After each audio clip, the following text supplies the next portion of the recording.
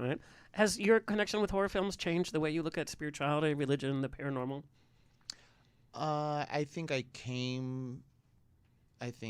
either path was kind of separate and concrete. So I think I came to it already kind of figuring I was an atheist, and then even getting sober, I went to meetings with the Satanic Temple.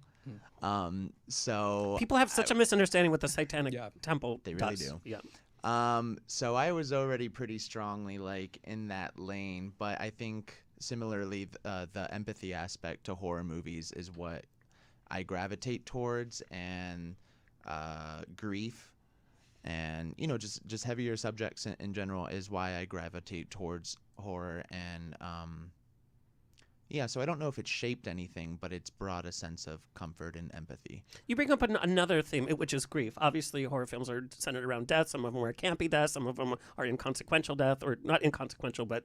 and then there's movies like Hereditary that are all about this power of grief and how scary grief actually is. Those movies freak me out the most. Like things like Rosemary's Baby, where it's really in your head and it deals with your emotion and your mental health.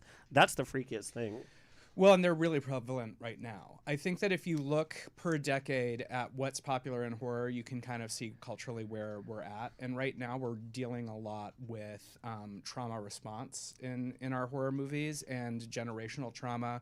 And I think it's because we culturally have just experienced a lot of generational trauma and a lot of trauma-laden issues and are still responding to and living through a lot of things. That is not to say that trauma has not existed in horror all along, because of course it would.